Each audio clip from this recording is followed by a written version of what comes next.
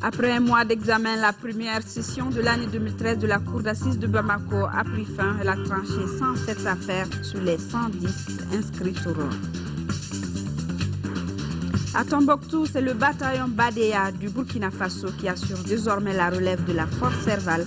Le passage du témoin s'est déroulé en présence du commandant de la MISMA. Après un temps de rupture, les feux tricolores solaires sont à nouveau fonctionnels à Bamako. Cette reprise par le fournisseur Hydro-Sahel a été motivée par l'implication directe des plus hautes autorités. Les détails dans ce journal. Mesdames, Messieurs, bonsoir et bienvenue. Nous sommes mercredi et le Conseil des ministres s'est réuni en session ordinaire sous la présidence du président de la République par intérim, le professeur Dionkouda Traoré. Après examen des points inscrits à l'ordre du jour, le Conseil a adopté des projets de texte, entendu des communications et procédé à des nominations. Avec moi dans ce studio, Ibrahima Diombele, pour vous livrer le contenu. Bonsoir Ibrahima. Bonsoir Aïssata Ibrahim, mesdames et messieurs, bonsoir, bienvenue. Et nous commençons par le chapitre des mesures législatives. Sur présentation du ministre des Affaires étrangères et de la coopération internationale, le Conseil des ministres a adopté un projet de loi autorisant la ratification de la Charte africaine sur les valeurs et les principes du service public et de l'administration. La Charte africaine sur les valeurs et les principes du service public et de l'administration a été adoptée le 31 janvier 2011 par la 16e conférence des chefs d'État de l'Union africaine. Elle vise à permettre aux États membres de l'Union africaine de concrétiser les engagements pris collectivement pour moderniser l'administration publique, améliorer la prestation de services, lutter contre la corruption, protéger les droits des citoyens en tant qu'usagers de la fonction publique et améliorer les conditions de travail des agents publics. Elle s'articule autour d'un certain nombre de principes, au nombre desquels l'égalité des usagers devant le service public et l'administration, l'impartialité, l'équité et le respect de la légalité dans les prestations des services publics, le professionnalisme et l'éthique dans le service public, l'institutionnalisation d'une culture de reddition des comptes, d'intégrité et de transparence dans l'administration. La charte invite les États membres à intégrer les principes de la charte dans leur législation, adopter les instruments d'ordre législatif, exécutif et administratif afin de rendre leur législation nationale conforme à la charte. Intégrer également les engagements, valeurs et principes affirmés dans la charte dans leur politique publique. Dans ce cadre, les États membres doivent soumettre tous les 2 ans à la Commission de l'Union africaine un rapport sur la législation et les mesures appropriées prises en vue de donner effet aux principes et engagements contenus dans la charte. L'adoption du présent projet de loi renforce l'engagement de notre pays en faveur de la modernisation de l'administration, de l'amélioration des conditions de vie et de travail des agents et l'amélioration de l'accès des usagers aux services publics. Au chapitre des mesures réglementaires, sur le rapport du ministre de l'économie et des finances et du budget, le Conseil des ministres a adopté un projet de décret portant approbation de l'avenant numéro 1 au marché numéro 012 DGMP DSP 2012 relatif à la fourniture de bulletins de vote, spécimens de bulletins de vote, d'isoloirs, d'urnes, de scellés, d'enveloppes préimprimées et des procès-verbaux des élections pour le référendum et les élections générales de 2012. Dans le cadre des élections générales prévues initialement en 2012, le gouvernement a conclu avec la société Inkript Technologies Ltd un marché pour la fourniture de matériel et documents électoraux pour un montant de 5 milliards 922 millions de francs CFA environ et un délai d'exécution de 8 mois. L'occupation des régions de Gao, Kidal, Tombouctou et d'une partie de la région de Mopti a entraîné la destruction du matériel livré dans les circonscriptions électorales de ces régions. En outre, les enveloppes préimprimées pour 2012 doivent être reprises en raison du changement de l'année électorale et de la dénomination du département en charge des élections. Le président revenant au marché initial a pour objet d'actualiser les modalités d'exécution du marché, de modifier l'imputation budgétaire, de prendre en charge des prestations supplémentaires relatives au remplacement du matériel électoral des régions de Gao, Kidal, Tombouctou et une partie de la région de Mopti détruite et de reprendre les enveloppes imprimées. Le montant de l'avenant est de 472 200 000 francs CFA environ et le financement est assuré par le budget national. Et sur le rapport du ministre du Logement, des Affaires foncières et de l'Urbanisme, le Conseil des ministres a adopté un projet de décret portant désaffectation partielle des parcelles de terrain sises à Samanco à distraire des titres fonciers numéro 98, 19 et numéro 208 et 32 du cercle de Kati. Les parcelles de terrain, objet des titres fonciers numéro 98, 19 et numéro 208, 32 du cercle de Kati avaient été affectées au ministère de l'Agriculture pour les besoins des maraîchers et du centre d'expérimentation et d'enseignement du machinisme agricole. Par le présent projet de décret, les dites parcelles sont partiellement désaffectées pour constituer le titre foncier numéro 41 481 du cercle de Kati, 6 à Samanco. Elles sont destinées à être cédées à la société Mali Tracteur SA dans le cadre de la mise en œuvre de la convention d'établissement de la dite société. Au chapitre des mesures individuelles, le Conseil des ministres a procédé aux nominations suivantes au titre du ministère de l'Éducation, de l'alphabétisation et de la promotion des langues nationales, directeur national de l'éducation non formelle et des langues nationales, M. Gouro Dial, directeur de recherche. Au titre du ministère de l'Énergie et de l'Eau, directeur national de l'hydraulique, M. Seydou Keita, ingénieur de l'industrie et des mines.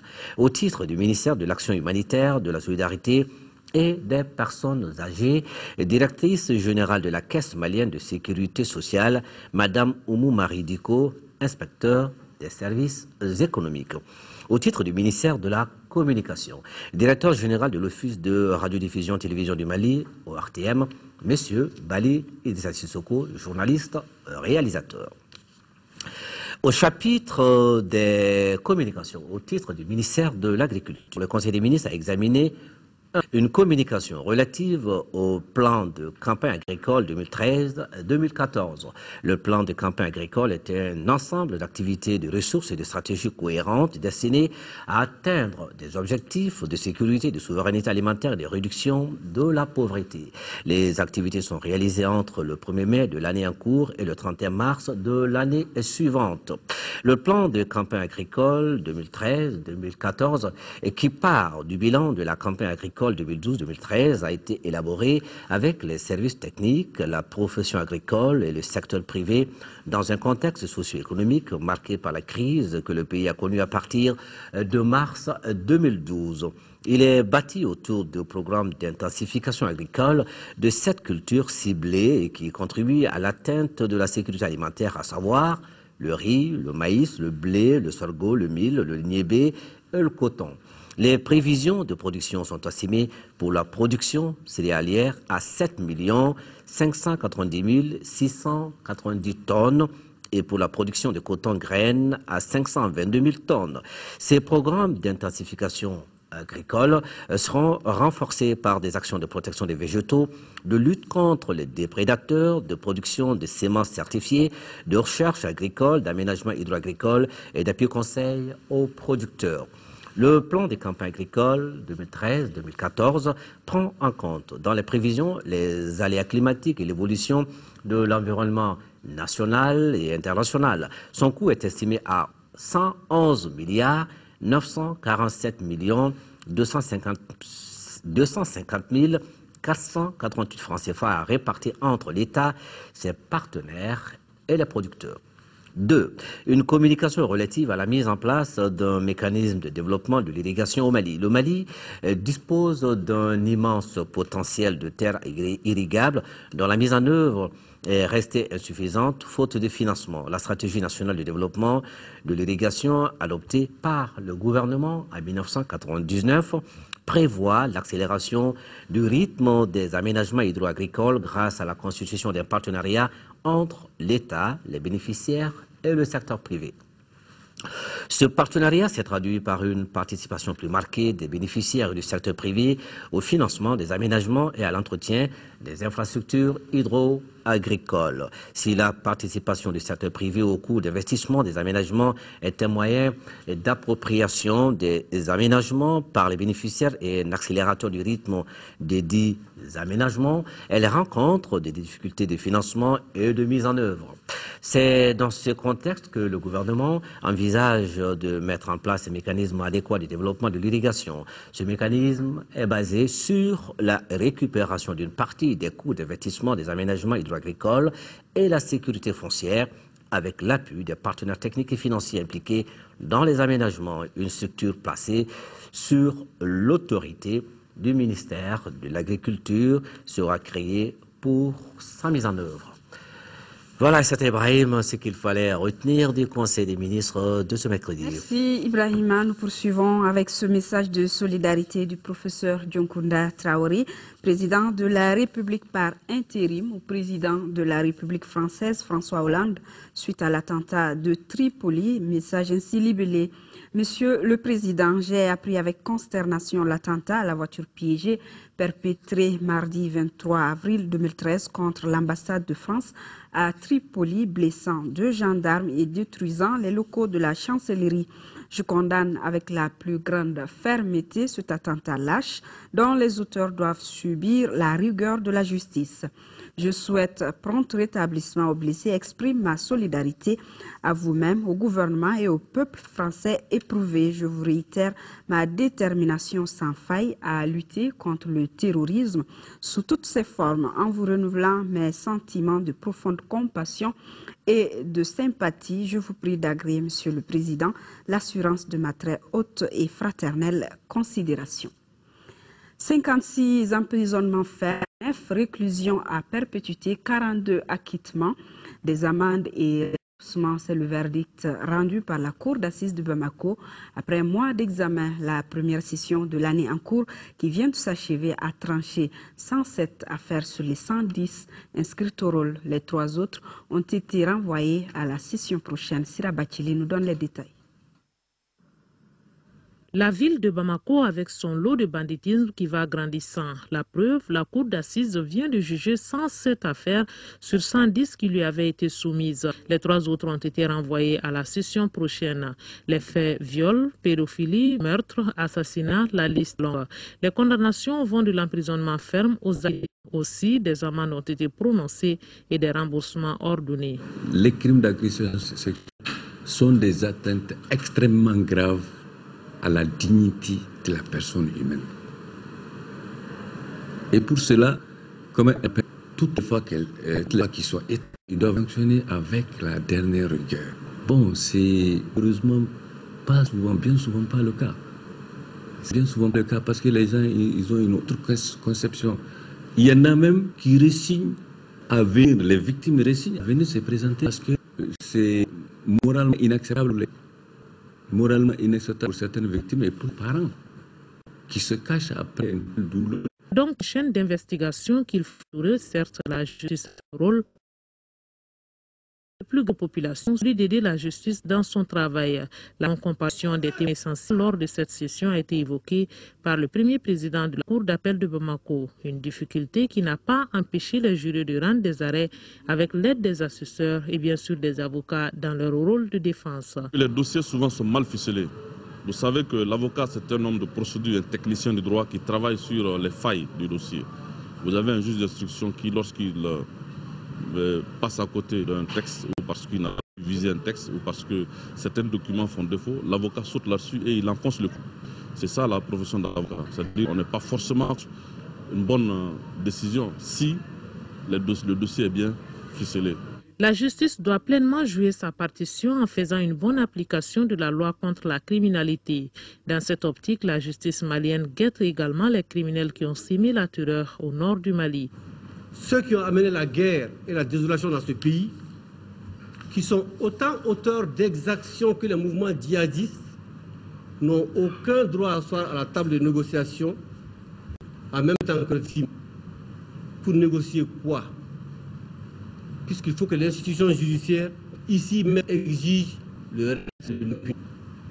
C'est pourquoi j'invite le gouvernement des pays amis de livrer à la justice les personnes contre lesquelles les poursuites sont engagées et des mandats d'arrêt lancés. Il faut au Mali de la rigueur, de la culture et surtout de l'excellence, a ajouté le procureur. Et lorsque chacun aura rempli sa mission, la République sera bien solide. Une mission de la Commission de défense et des forces de l'Assemblée nationale française. Elle a été reçue cet après-midi par le président de l'Assemblée nationale par intérim. Au menu des échanges, la prorogation de l'opération Serval, l'organisation des élections et le désarmement du MNLA. Pour la présidente de la Commission de défense et des forces armées de l'Assemblée nationale française, le MNLA doit être désarmé, mais la solution, ajoute-t-elle, est d'abord malienne. Patricia Adam, à sa sortie d'audience, est au micro de Mohamed Diarra. Nous avons pu échanger très longuement sur la suite des opérations après Serval, les élections bien évidemment, auxquelles nous accordons beaucoup d'importance pour un retour de la démocratie et des élections qui soient reconnues par l'ensemble des Maliens. Et puis bien sûr l'avenir du Mali, et nous en avons beaucoup, ce sont des préoccupations pour nous importantes, l'intégrité du territoire malien. Avec le président, vous avez également parlé de la promotion de l'intervention française.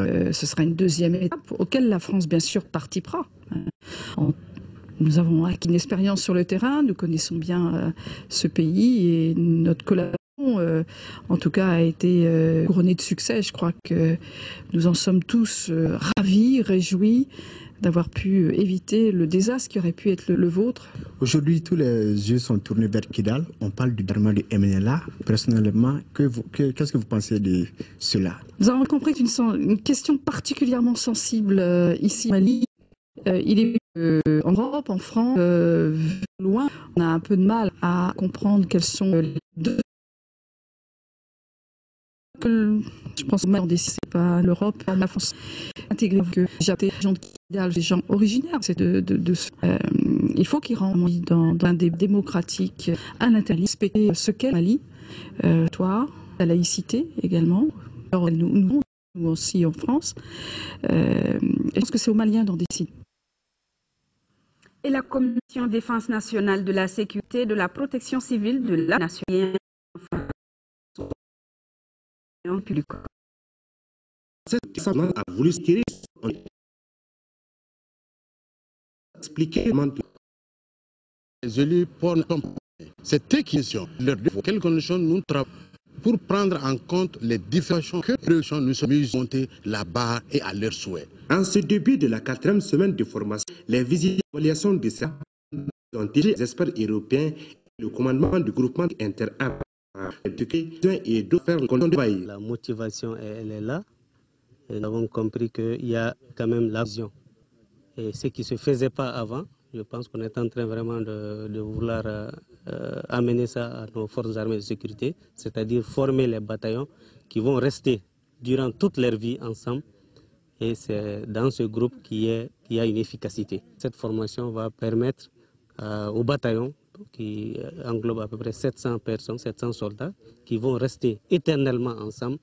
Et s'il y a intervention, ils vont intervenir parce que ça englobe beaucoup de formations. En quittant Koulikoro, cette mission des députés a promis de relayer les informations reçues aux autres élus de l'hémicycle. Et nous poursuivons avec ce communiqué du président de l'Assemblée nationale qui porte à la connaissance des députés qu'une séance plénière de la session ordinaire en cours se tiendra le jeudi 25 avril 2013 et jour suivant s'il y a lieu à partir de 10 h dans la salle Modibo Keïta. Le projet d'ordre du jour porte sur des questions orales adressées au ministre de la Défense et des anciens combattants, délibération sur des projets de loi intéressant la vie de la nation et 3 sur des communications. Le président s'est compté sur la présence effective des honorables députés. La séance est publique. Le remplacement de la force Serval à Tombouctou et à Goundam par la force de la MISMA, c'est la principale information de la conférence de presse hebdomadaire de la mission internationale de soutien au Mali MISMA, le compte-rendu de Moussa Fane. La force de la mission internationale de soutien au Mali vient de prendre la relève de la troupe de l'opération Serval à Tombouctou et à Goundam. L'information a été donnée ce matin au cours de la traditionnelle conférence de presse animée par le porte-parole de la MISMA, Yao Adjoumani.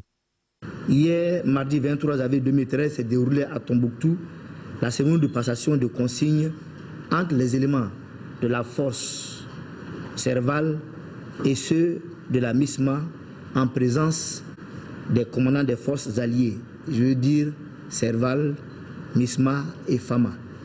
Les questions de confrères ont porté sur le désarmement du MLA et le déploiement de l'armée malienne à Kidal. À travers le Tchad, la MISMA est à Kidal. Le Tchad fait partie intégrante de la MISMA. Donc la MISMA a des éléments à Kidal. Ceux qui ne sont pas encore à Kidal, c'est les FAMA, les forces armées maliennes. Mais je vous ai rassuré que le commandement des forces armées maliennes est en train de travailler sur le dossier Kidal. Et que soyez sûr que les forces armées maliennes seront à Kidal.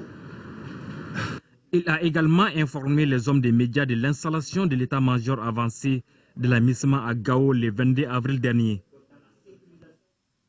Et je vous l'annonçais donc, le bataillon Badea du Burkina Faso qui assure désormais la relève de la force Serval à Tombouctou. Le passage de témoins s'est déroulé en présence du commandant de la MISMA. Les soldats burkinabés disent être prêts pour relever le défi. Adama Djimdi depuis Tombouctou. Il était 7h14 quand l'appareil de l'armée de l'air française s'est posé à l'aéroport de Tombouctou.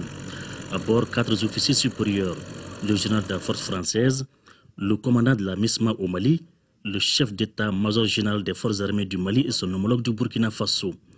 Revue des troupes sur le tarmac.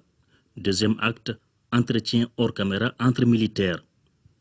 Avant le passage de témoins, les généraux ont apprécié le dispositif burkinabé sur place. Dispositif composé de véhicules de combat équipés de lance-roquettes. La visite a également porté sur la section mortier. Le bataillon burkinabé s'est dit prêt à relever le défi. Et nous sommes très heureux, nous autres Africains, de pouvoir prendre le relais. Et comme je l'ai dit, c'est avec beaucoup de détermination. Nous savons très bien que la mission n'est pas facile, mais toutes les troupes sont prêtes pour remplir cette mission aux côtés de nos frères de Tombouctou ici. C'est un départ de Tombouctou, c'est vrai, mais pour aller à Gao. Sur Tombouctou, nous sommes remplacés donc par un contingent qui est 4 fois plus nombreux que le contingent français, qui est le contingent du Burkina Faso de la MISMA. Ceux qui vont rester sont un détachement de liaison et d'appui qui va accompagner les forces du Burkina. Devant les hommes, le général français a réitéré qu'à Tombouctou, tout comme ailleurs, les soldats français ont eu un niveau de coopération excellent avec les forces armées de sécurité du Mali. De son côté, le chef d'état-major général des armées du Mali a rassuré la population de Tombouctou par rapport au redéploiement des forces de sécurité. Les prochains envois seront sur Tombouctou. Ils sont environ plus d'une centaine pour Tombouctou et Diré. Et ensuite, il y a la protection civile aussi qui va se déployer. C'est comme le retour non seulement des forces de sécurité, la police, la gendarmerie, la garde nationale, comme l'armée a été la première à arriver. Tous les services de la sécurité seront en marche, comme la mise en place de l'administration. Les 3 commandements ont rencontré les imams et le comité de crise sur place. C'est dire qu'à partir d'aujourd'hui, c'est le bataillon Badenia du Burkina Faso qui prend la relève de la force Serval à Tombouctou. Néanmoins, une trentaine d'hommes sera sur place pour des opérations de liaison. Élection 2013, les préparatifs vont bon train. 4e région, le gouverneur de la région a entamé une tournée dans les cercles de Tomignan, San et Bla. Dans ces différentes localités, il s'est entretenu avec les cadres et les politiques sur les élections générales de 2013. Dougoufana Traoré. Cette campagne d'information, de sensibilisation et de mobilisation du gouverneur de Ségou a concerné pour cette première étape les cercles de Tomignan, de San et de Bla. Outre les préfets, les sous-préfets et les maires, les conférences des cadres ont regroupé les chefs de village ou de quartier, la classe politique et la société civile. Selon Thierno Boubacar Cissé, la carte Nina est la pièce incontournable pour le citoyen qui veut voter en 2013. Le retrait de cette carte est individuel auprès des commissions de distribution. Nous pouvons dire que le matériel est là au grand complet, à part les documents et les autres. Sinon, que ce soit les urnes, que ce soit les isoloirs qui constituent le matériel essentiel est déjà sur place. Les commissions d'organisation ont été mises en place dans toutes les communes, au niveau de tous les arrondissements. Nous avons mis en place toutes les commissions d'organisation, à savoir la commission locale d'organisation des élections et les commissions communales présidées par les sous-préfets. Nous avons reçu également la liste potentielle des électeurs issus du RAVEC. Sur cette ligne, nous avons bien travaillé. Les préparatifs vont montrer. Nous avons d'abord pris les commissions d'organisation. Nous avons créé des commissions de réception du matériel.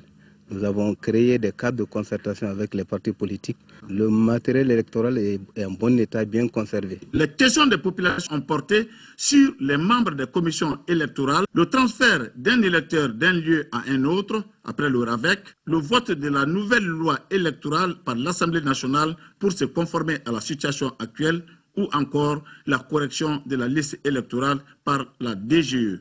Le message qui a été rapporté à l'ensemble de la population, à la classe politique et surtout à la société civile, pour leur dire qu'il est temps de retirer autant que possible les cartes le plus rapidement possible. Les élections de cette année doivent se dérouler dans la transparence. D'autres préoccupations nationales, telles la sécurité alimentaire, l'école ou encore la commission dialogue et réconciliation ont été abordées. Thierno Boubacar Cissé s'est imprégné de l'état du matériel électoral dans certaines localités. Et justement, les membres de la commission dialogue et réconciliation qui seront officiellement installés demain, ce serait à la faveur d'une cérémonie placée sous la présidence du professeur Dioncounda Traoré, président de la République par intérim à partir de 9h30 au Centre international de conférence de Bamako. Nous retournons à Ségou, environ 25 milliards de francs CFA. C'est le coût de la phase 2 du projet Village du Millénaire. Le lancement officiel de cette phase s'est déroulé hier à Dioro, en 4e région. La cérémonie était présidée par le ministre de l'Éducation, de l'Alphabétisation et de la Promotion des langues nationales et son homologue de l'Environnement et de l'Assainissement. Candécilla, compte rendu. La phase 2 du projet Village du Millénaire a un coût d'environ 26 milliards de francs CFA, dont 4 milliards pris en charge par la Banque islamique de développement. La cérémonie de lancement a occupé le ministre de l'Éducation, de l'Alphabétisation et de la Promotion des langues nationales, Bomoussa Tiara, celui de l'Environnement et de l'Assainissement, Ousmane Agrissa, les autorités régionales et locales de Ségou, les responsables de la BID et du projet Village du Millénaire, ainsi que plusieurs autres personnalités. Cette seconde phase de 5 ans vise à consolider les acquis de la première phase. Cette phase, dite de consolidation et de capitalisation, va permettre non seulement de parachever l'atteinte de tous les objectifs du millénaire pour le développement, mais aussi de poser des jalons solides en vue de garantir la pérennisation des acquis. Aussi, une visite de terrain par la délégation aura permis de faire voir les avancées significatives engagées par le projet dans le secteur du développement, l'éducation, la santé et autres environnements. En témoigne l'école de Farakou visitée dans la commune rurale de Farakou-Massa. Cette école a bénéficié du projet 6 nouvelles classes en lieu et place de 3 salles en banco. Toutes les conditions réunies pour garantir une éducation de qualité. Cantine scolaire, jardin et autres blocs de latrines. À Tibi, un centre de santé a été réalisé garantissant la gratuité de soins et services de santé aux populations. Des addictions de sommaire et même le volet électrification rurale a été pris en charge au cours de cette première phase. Une occasion pour les hôtes du jour d'inviter les populations pour leur vraie implication dans la réussite de cette phase. Actualité hors du chez nous au Sénégal, le Parti démocratique sénégalais manifeste son soutien à Karim Wade. C'était au cours d'une manifestation hier, 6 jours après l'incarcération de Wade fils. Il était plus d'un millier à participer à cette marche entre la place de l'Obélisque et le rond-point de la Médina. Au lendemain de sa marche à succès dans les rues de Dakar pour demander la libération de Karim Wade, ex-ministre d'État et fils de l'ancien président Abdoulaye Wade, inculpé pour enrichissement illicite, le PDS, le Parti démocratique sénégalais, est aujourd'hui l'objet de toutes les attentions. Ce parti, qui a perdu le pouvoir il y a 1 an, dont plusieurs dirigeants font l'objet d'enquêtes sur leur gestion des fonds publics, réussit quand même à mobiliser des milliers de Sénégalais dans la rue. Les dirigeants du PDS déclarent même avoir entamé leur reconquête du pouvoir. Notre objectif principal est ce que Abdoulaye Wade a fixé au moment où il a quitté le pouvoir. Il nous a demandé d'aller vers la reconquête démocratique du pouvoir. Oui. Nous irons vers la reconquête démocratique du pouvoir. Cette manifestation a été faite sans Abdoulaye Wade, sans il n'a fait suite très idéal pour qu'on objectif fixé, c'est-à-dire la libération des prisonniers politiques pour défendre les intérêts des populations. Mobilisation du 23 les mises d'un positionnement du parti d'Abdoulaye Wade du chef de la défaite lors de la présidentielle de mars 2012. Le PDS est le meilleur parti d'opposition au Sénégal. Quand on voit la guérilla menée par le PDS pour la suppression du Sénat, quand on voit la présence du PDS dans les médias, et je pense que Maïssa du pain sur la base dans l'option. Mettre un certain moyen, sauf si ces dirigeants tombaient sous les coups de la traque des biens mal acquis lancée par la justice sénégalaise. Dans la capitale malienne, les feux tricolores solaires fonctionnent à nouveau. La reprise par le fournisseur Hydro-Sahel, filiale de l'entreprise Sahelia, a été motivée par l'implication directe des plus hautes autorités, nous signale Adama Kodjo qui est allé voir. Les feux tricolores solaires sont de nouveau en marche à Bamako, soucieuse de la sécurité routière et à la demande des autorités du pays. L'entreprise Sahelia reprend ainsi service. Nous avons rencontré le ministre de l'administration territoriale à sa demande et nous avons rencontré un homme soucieux et préoccupé par la sécurité des citoyens, mais surtout déterminé à assurer la mission de service public. Nous l'avons compris d'autant plus facilement que nous partageons les mêmes préoccupations. Et donc quand on a un ministre qui s'engage, en l'occurrence le ministre de l'administration territoriale, nous ne pouvons que être rassurés et nous ne pouvons que très rapidement mettre le service en marche. La cause de l'interruption du service, à savoir le non-paiement des dus, reste d'actualité. Mais Sahelia fonde l'espoir sur l'État pour trouver une solution définitive au problème. Malgré certaines difficultés, nous faisons confiance à l'État.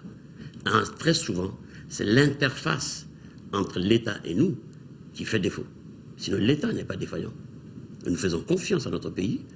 Nous sommes engagés à travailler pour notre pays. Les usagers de la route saluent le retour des feux qui permettra de réduire significativement les accidents de circulation. Réjouissons quand nous voyons que les feux tricolores solaires sont allumés. À cette intersection, il y a trop d'accidents. Les accidents qu'on peut bien éviter si les feux marchent.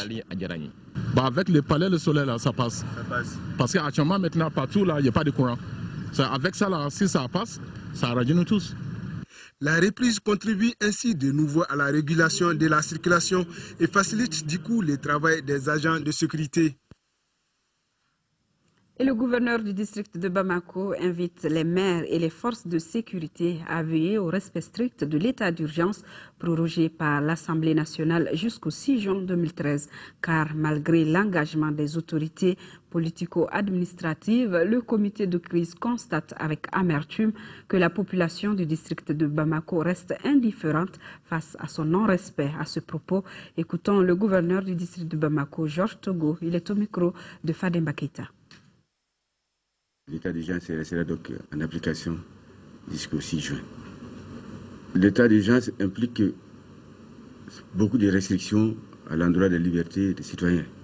Concrètement, par rapport au mouvement des populations et à la situation que nous vivons, donc il serait difficilement explicable que si le front des soldats maliens et des soldats des pays voisins, amis, se battent et qu'à l'intérieur, par l'arrière-front, que les populations insuffisamment participent à des manifestations comme si rien ne se passait sur le front. Donc c'est dans ce cadre-là que les autorités administratives ont été amenées à prendre des mesures restreignant ces libertés. Au tout début, sous le choc des événements qui se produisaient, les gens ont compris la portée et ces mesures étaient respectées. Mais avec le temps, de plus en plus, les gens pensent que la mesure est levée alors qu'elle n'est pas levée. L'état d'urgence demeure. Par conséquent, les mesures arrêtées dans le cadre de l'état d'urgence doivent toujours être respectées. Les cortèges, les manifestations à caractère festif, les mariages pompeux ou bien les regroupements massifs dans les centres d'état civil, toutes ces mesures-là sont interdites et les gens doivent vraiment les respecter. Nous avons demandé à tous les maires de prendre des mesures rigoureuses pour que ceux qui ne les respectent pas, surtout pour les mariages, que les mariages ne soient pas célébrés. Et même les cortèges. Nous avons demandé aux forces de sécurité de faire en sorte qu'il n'y ait pas de cortège dans les rues. Donc les maires et les forces de sécurité de concert doivent faire en sorte que, en tout cas, ces mesures-là soient respectées. Qu'il y ait des mesures de sanctions contre eux. Bamako doit donner le bon exemple à l'ensemble du pays. C'est la capitale. Par conséquent, tout ce qui se passe à Bamako, le reste du pays est tenté de limiter. Demain, 25 avril, le monde célèbre la journée mondiale de lutte contre le paludisme, considéré comme un problème de santé publique. Il est la première cause de mortalité et de morbidité chez les enfants de moins de 5 ans et chez les femmes enceintes en Afrique, d'où le choix du thème « Investir dans l'avenir, vaincre le paludisme ». Pour plus de détails, écoutons ce du message du ministre de la Santé, micro de Fatoumata Kone.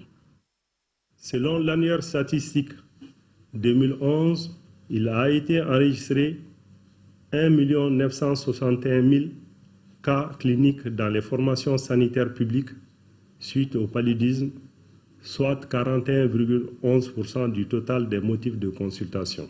Le financement du plan stratégique en matière de lutte contre le paludisme au titre de la période 2013-2016 au Mali est estimé à un montant de 125 milliards de francs CFA, sur lequel un montant de 40 milliards de francs CFA a été financé.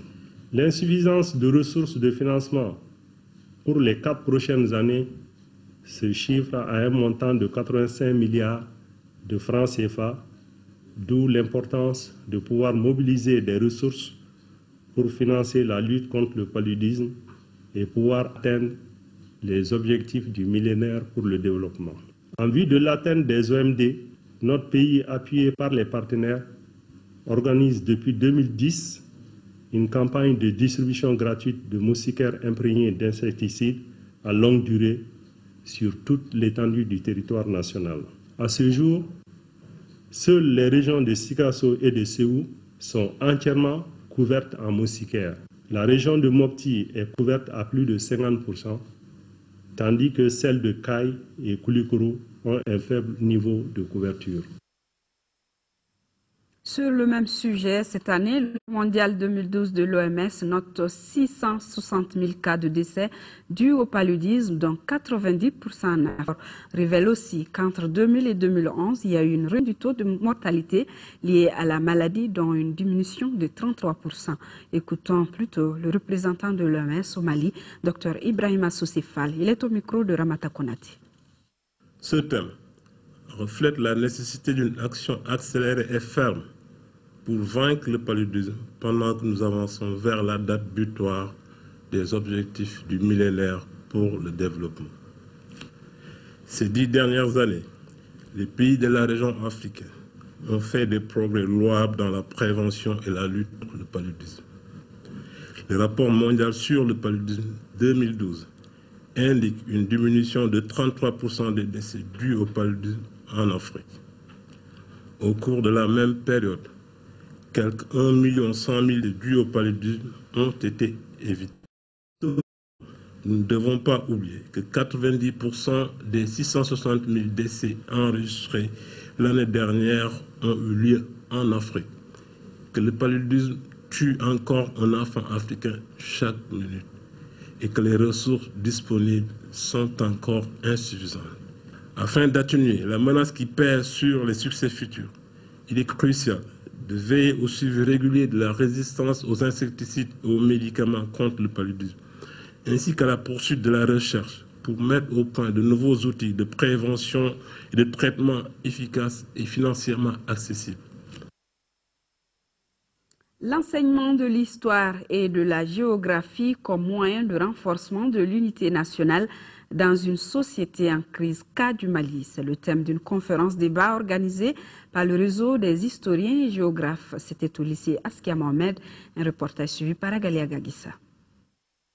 Cette conférence marque le lancement des activités du réseau des historiens et géographes du Mali. Les thèmes enseignement de l'histoire et de la géographie comme moyen de renforcement de l'unité nationale dans une société en crise. Le cas du Mali cadre bien avec la situation que vit notre pays. La situation dans laquelle se trouve le Mali aujourd'hui est le processus d'une longue mascarade que les différents gouvernements ont établie et cultivée. Selon les conférenciers, l'enseignement de l'histoire et de la géographie, deux matières où convergent toutes les sciences sociales, demeure le seul gage de formation morale et physique des citoyens. Aux interventions relatives à la banalisation de l'enseignement de ces matières à l'école, le directeur national de l'enseignement secondaire général, Bakary Kazimir Koulibaly, dira que le programme de l'enseignement répond aux aspirations culturelles et politiques du peuple malien. C'est compte tenu de toutes ces réalités que le réseau s'attelle à promouvoir son rôle et sa place dans la préservation des valeurs sociétales. Des individus mal intentionnés, après avoir occupé près du tiers de notre pays, ont pillé, détruit, violé, incendié, surtout les manuscrits de Tombouctou et d'autres biens de grande valeur. Comment reconstituer cette période glorieuse de notre histoire? Surtout, il s'agit du Moyen-Âge. Cette question nous interpelle tous. Les organisateurs de la conférence ont déploré la non-diffusion des connaissances et l'appropriation du rôle des historiens par d'autres acteurs démunis de toute compétence dans le domaine.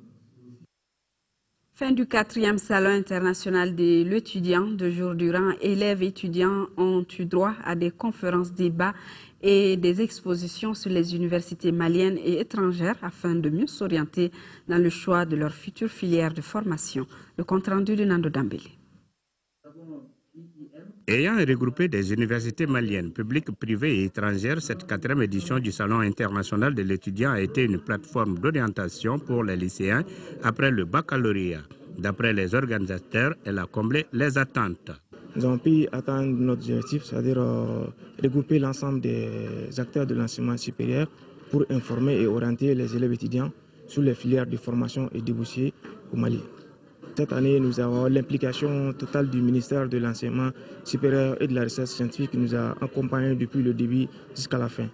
Des communications, des conférences sur divers thèmes centrés sur la présentation des universités participantes et des expositions ont été des activités phares de l'édition. Elles ont permis aux nombreux élèves de s'informer largement sur les différentes filières de formation.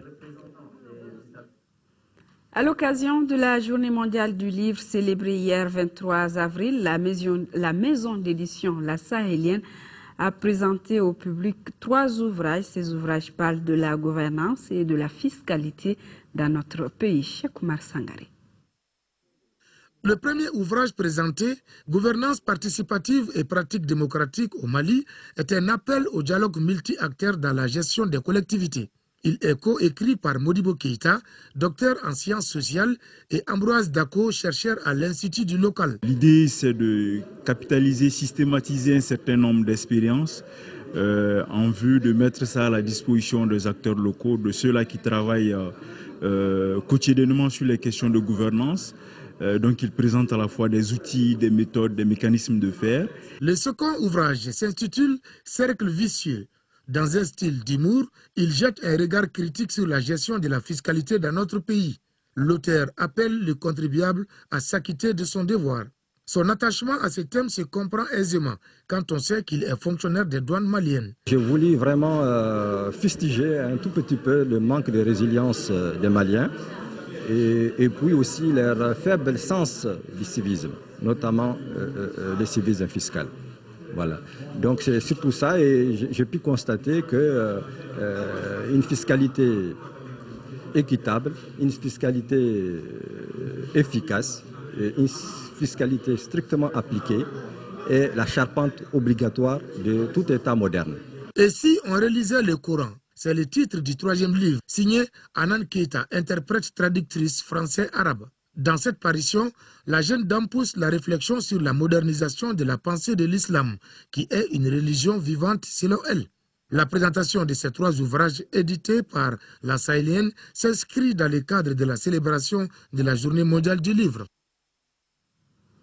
Page noire de ce journal, dernier hommage rendu cet après-midi à Longin Condé, un ancien agent technique de l'ORTM, décédé à l'âge de 66 ans. Il a été inhumé au cimetière de Bamako.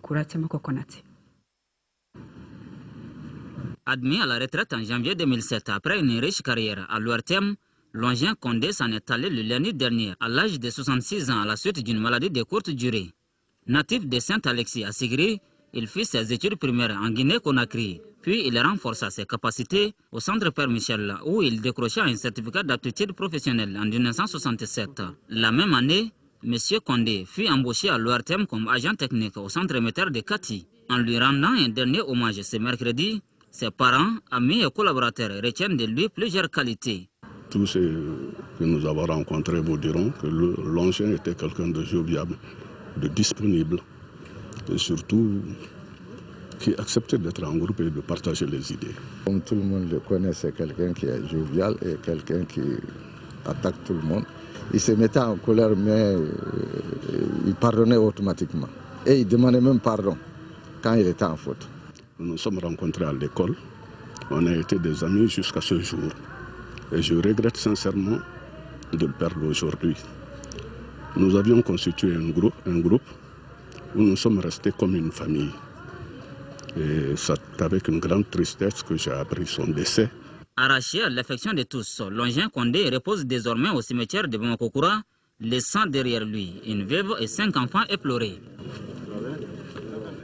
Que son âme repose en paix. Je vous rappelle donc cette nouvelle. Les membres de la commission Dialogue et Réconciliation seront officiellement installés demain. Ce sera à la faveur d'une cérémonie placée sous la présidence du professeur Dioncounda Traoré, président de la République par intérim, à partir de 9h30 au Centre international de conférence de Bamako. C'est la fin de ce journal. Merci.